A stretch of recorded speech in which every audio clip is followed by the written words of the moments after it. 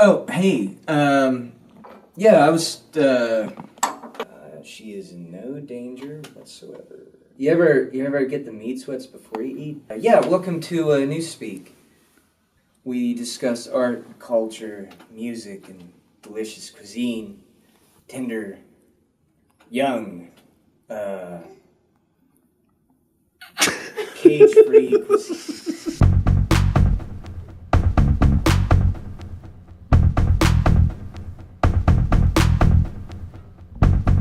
So, in Italy, it seems that they've always been focused on just local everything.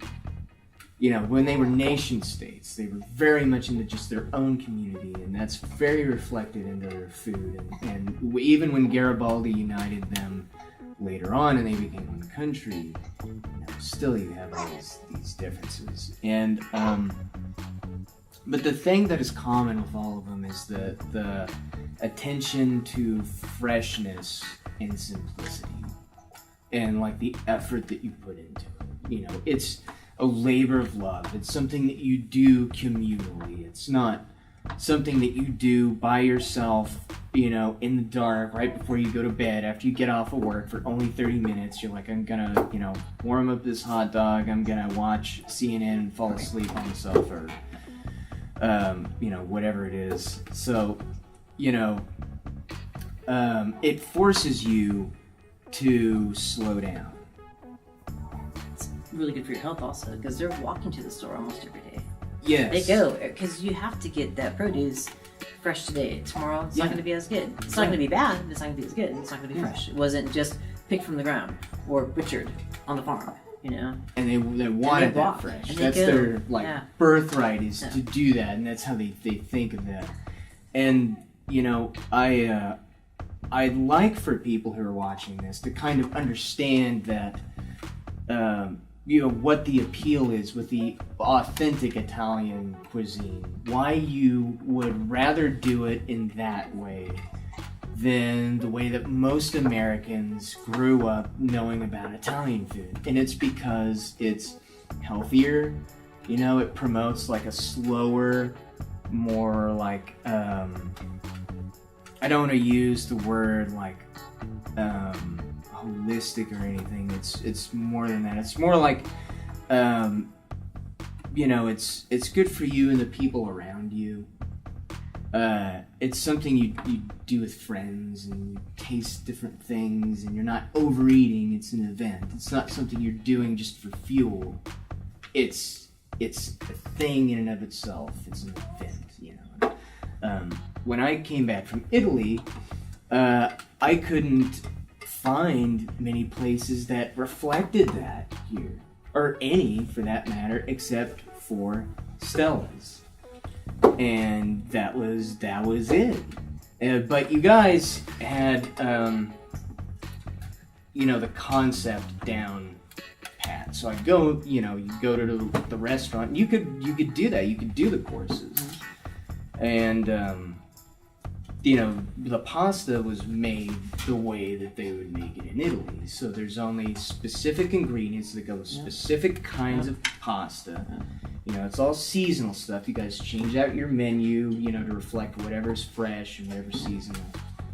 That's the way it is all over Italy.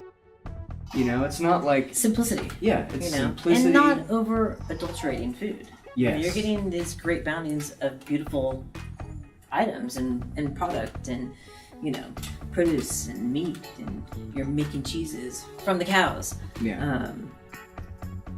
And not going crazy, just as is. And every region, the grass the cow eats is a little different than the grass the other cow eats. So that's also what makes them different too. And it makes a difference. And the flavor. You can taste the difference between a grass-fed cow and one that's fed like oats and cereal. Corn. Basically. Yeah. And but the other thing that I feel like people need to know about Mediterranean food, the real authentic stuff, is that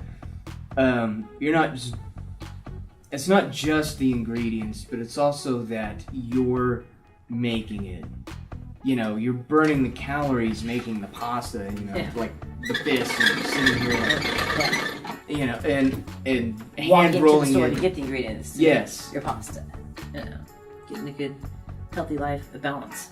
Yeah, and anybody can do it. It's not complicated to make Italian cuisine. You can make it complicated, and you guys By all do means, some obviously elevated stuff, but anybody can make the traditional, authentic stuff at home, and it's good for them, and you should do it. And items that you have pretty much all the time: flour, eggs, salt, water. Simple. Yeah, you have pancetta, more eggs, some salt and pepper, and you've got carbonara. There you go. Olive oil. Doesn't take very much. Yep. Not at all. And so, what is your ideal? If you had to choose any 5-course menu, 5 courses, what would those 5 courses be? Cheese would probably take up 2 of the courses early on and to finish. But definitely a good pasta, a grilled meat, a little crust of some sort, and something chocolate for dessert. Yeah. So that's kind of how you think of that's kind of your approach is experiential stuff. If you're making a menu, you're like, okay, so we're gonna start with everything kind of feeling this one way, and kind of And traditionally, they finish with salads and finish with cheese. Yeah. Beyond that, a little espresso at the end and tiramisu, maybe. some grappa or limoncello, or whatever. Yeah, port. A digestivo. They also call it an ammazza cafe because you have that after your coffee, and it basically cancels out the coffee. Ammazza cafe, but yeah. But I say 2 cheese courses because there's so many great cheeses that you can't just put them all into one. Glut you gotta spread it out. Variety. A little bit. I feel like more restaurants are getting turned on to the idea of taking the authentic approach because they see that, and once Americans try that, they're like, as they should. I've been doing this wrong the whole time. You do the history of, study the history of the dining, the cuisine, whatever it may be that you choose, but yeah, you have to go back to the roots. I mean, that's where it all came from. It wouldn't be here if it wasn't for that. Right. But, and you can put twists on it. Yeah. Now. Because it is like an ongoing sort of story, the recipes and everything. Oh, without a doubt. When I eat, say, a 5-course Italian meal done by somebody who's cooking it authentically, then, the end result is more of like a travel experience or some kind of journey. You go, you're tasting things from, say, the town that it comes from. The adventure to get it all on your plate. So if I make stuff at home, I'm thinking of the places I was at, when I had it.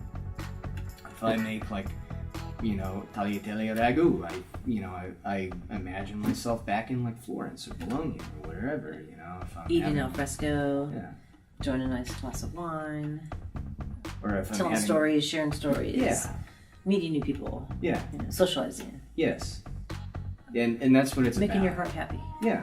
And as well as it is usually heart healthy stuff. Olive oil, especially stuff from the southern Italian cuisine. It's good for you. Most definitely. Yes. So cheers to that. It's been a pleasure to have you on, and I will be eating your food soon. I appreciate that. What are you looking at?